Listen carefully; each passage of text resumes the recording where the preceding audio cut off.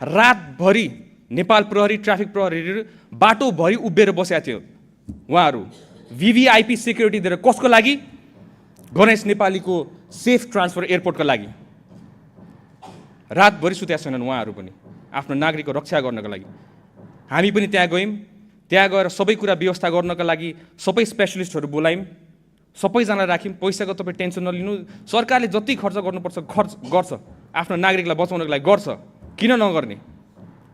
पहिला त्यही भिआइपीलाई मात्र सेक्युरिटी दिन्छ भने आज नागरिकलाई सेक्युरिटी दिनको लागि हरेक बाटोको कुना काप्चामा बसेको थियो।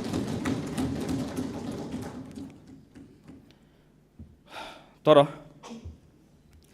त्यतिखेरको कन्डिसन तपाईँलाई थाहा छैन। किन थाहा छैन? किन तपाईँ त्यहाँ पुगेकै छैन। डक्टरसँग कन्सल्ट गर्नु पर्यो, कुरा गर्नु पर्यो।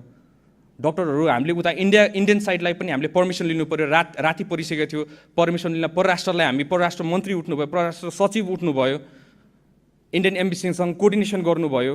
इन्डियन एम्बेसीसँग कोर्डिनेसन गरेपछि उताको एम्सको टिमलाई रेडी गर्नु पर्यो। उतापट्टि आउँदाखेरि फेरि यताबाट एयरप्लेनले हाम्रो एयर एम्बुलेन्स स्ट्यान्ड बाईमा राख्यौँ हामीले। म आफै गएर त्यहाँ निरीक्षण गरेँ, किनभने हाम्रो डोमेस्टिक एयरपोर्ट जाने बाटोमा चाहिँ तपाईँको त्यो पिच भएको छैन। त्यो गल्ती हामीले लिनुपर्ने, पिच नभएको।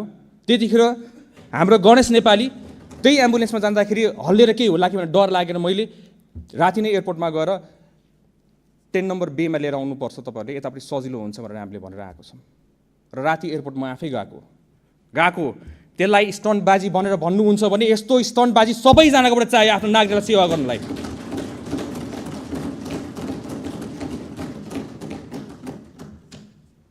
र पत्रकार मित्रहरूलाई पनि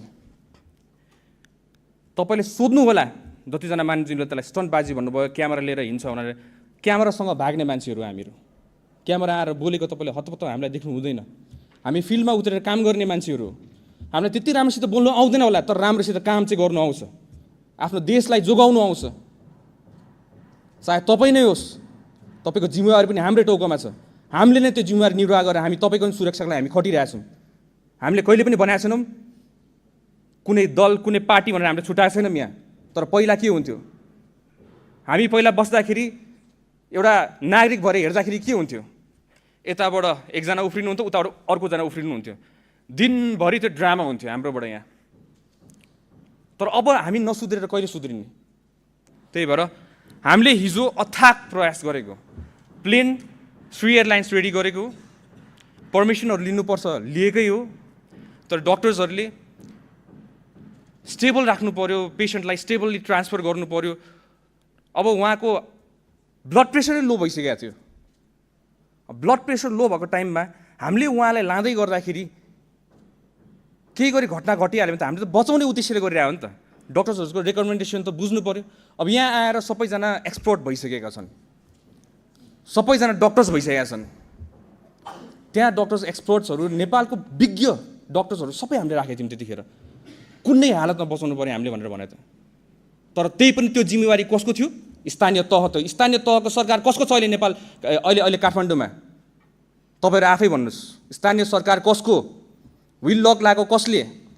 हामीले भनिराख्नु पर्ने। अनि त्यो दोष पनि हामीले भोग्नुपर्ने। हामीले आफ्नो जिम्मेवारी निभाउँछौँ, जोसुकैले गरेको होस्। आफूले अघि बढ्नुपर्छ, त्यसमा दोष लाउनु हामीलाई छैन। आफूले गर्नुपर्ने कर्तव्य, राज्यले गर्नुपर्ने कर्तव्य त यही त हो त। आफ्नो नागरिकलाई जसरी भए पनि बचाउनु पर्ने गर्छौँ। 3 रात सुत्नु नपरोस्, 4 रात सुत्नु नपरोस्, हामी सुत्दिनौँ। आफ्नो नागरिकलाई बचाउँछौँ। हामी प्रयास गरेकै हो मान्छेहरू।